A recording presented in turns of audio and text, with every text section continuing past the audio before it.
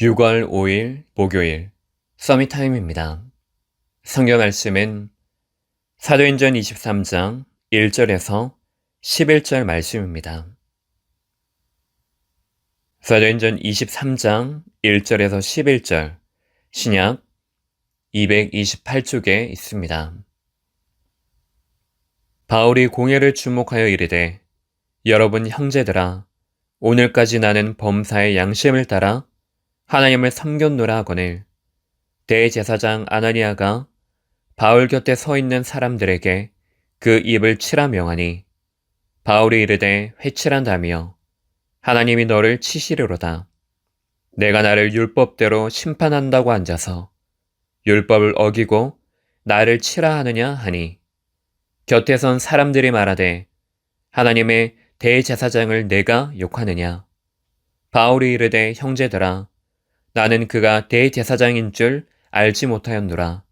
기록하였으되 너의 백성의 관리를 비방하지 말라 하였느니라 하더라. 바울이 그중 일부는 사두개인이요 다른 일부는 바리새인인 줄 알고 공회에서 외쳐 이르되 여러분 형제들아 나는 바리새인이요 또 바리새인들의 아들이라. 죽은 자의 소망 곧 부활로 말미암아 내가 신문을 받노라. 그 말을 한즉 바리새인과 사두개인 사이에 다툼이 생겨 무리가 나누어지니 이는 사두개인은 부활도 없고 전사도 없고 영도 없다 하고 바리새인은 다 있다 함이라.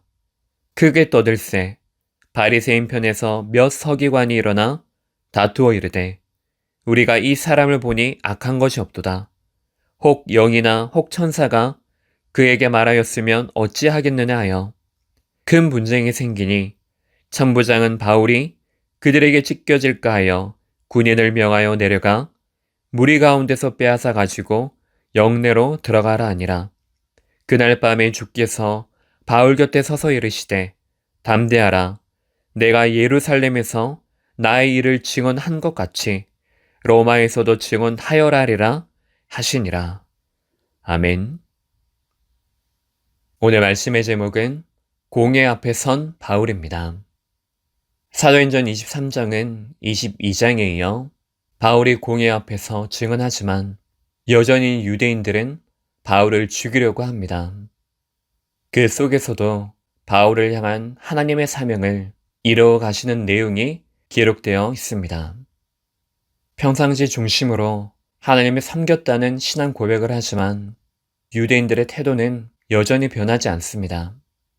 바울을 죽이기 전에는 먹지도 마시지도 않겠다고 결의를 하기까지 합니다. 하지만 바울을 로마 앞에 세우기로 작정하신 하나님의 뜻을 막지는 못했습니다. 바울의 조카에 의해 음모가 발각되어 천부장으로 하여금 가해 사례로 호송되어집니다. 결과적으로 안전하게 도착해 총독 벨릭스 앞에 서게 됐을 뿐만 아니라 보호도 받게 됩니다. 하나님께서 이방인의 사도로 부르신 바울을 통해 이루시는 바로 로마 복음화의 여정이었던 것입니다. 첫 번째로 성도에게 두려워할 이유가 없는 것은 하나님은 항상 성도와 함께 하십니다.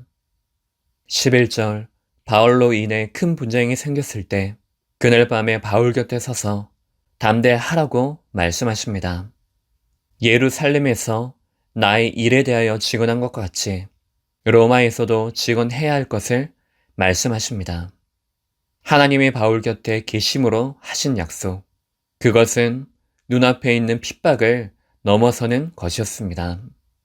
처음부터 작정하신 뜻, 언약대로 모든 것을 이뤄 나가십니다.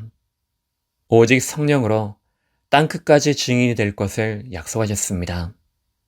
그렇다면 평상시 그를 인정하고 무릎 꿇어야 합니다. 그랬기에 바울은 죽음의 위기의 순간에도 그의 신앙은 흔들리지 않았습니다. 하나님이 분명히 함께 하시기에 담대히 사명을 붙잡기 바랍니다. 두 번째로 성도에게 염려할 이유가 없는 것은 하나님은 항상 자신의 뜻을 이루시고 인도하십니다. 하나님이 이미 바울의 인생을 붙들어 로마에서도 증언할 것을 말씀하셨습니다. 바울을 죽이기로 맹세한 40여 명이 매복하지만 16절 그 소식을 들은 바울의 조카로 인해 발각이 됩니다. 바울도 그 사실을 알게 되고 천부장에게도 그 소식이 전해지게 됩니다. 우리에게도 두렵고 염려되는 일들이 다가올 것입니다. 시시각각 여러 모양으로 속이려 들 것입니다. 그래서 주신 완전한 복음이 아무 가치가 없는 것처럼 붙들지도 못하게 할 것입니다. 하지만 성도가 기억해야 할 것은 사람의 인생을 전적으로 주관하시는 분이 하나님이십니다. 나를 살리고 주위를 살리는 완벽한 방향으로 자신의 뜻을 이루시고 한 걸음씩 인도해 나가십니다. 함께 하심을 평상시 누리고 있다면 어떤 것이 성도에게 다가와도 인도받을 수 있습니다. 위기와 어려움도 평상시 흐름 속에 있다는 것을 잊지 말기를 바랍니다. 세 번째로 성도에게 낙심할 이유가 없는 것은 하나님은 항상 성도를 지키시며 역사하십니다. 22절에서 24절 천부장이 군인들에게 명령해 바울을 총독 앞에 무사히 보내기 위하여 준비를 하게 합니다. 바울에겐 두렵고 염려하고 낙심할 이유가 전혀 없었습니다. 하나님의 부르심, 자신의 정체성에 대해 분명했기 때문입니다. 그래서 바울을 통해 복음이 증거되어야 할 자리, 가장 안전하고 빠르고 정확한 길로 보내신 것입니다. 눈에 보이는 것, 들리는 것 때문에 낙심할 필요가 없습니다. 흑암의 역사를 이기신 하늘 보좌의 역사가 지금 우리에게 임하고 있습니다. 하나님이 세우신 곳에서 분명한 신분을 붙들므로 권세 누리기를 바랍니다. 결론적으로 오늘 나를 통해 증언되어야 할 현장을 향한 사명 붙잡는 시간 되기를 예수 그리스도 이름으로 축복합니다. 기도하겠습니다.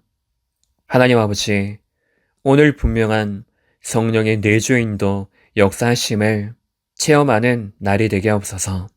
그래서 모든 성도의 그 현장, 특히 기도가 필요한 그 자리 위에 복음에 대한 체험으로 모든 것을 초월하게 하옵소서. 유럽 순회 사역이 끝나는 시간까지 성령의 말하심을 따라 생명운동, 제자운동 일어나게 하옵소서. 그리스도의 신 예수님 이름으로 기도합니다. 아멘.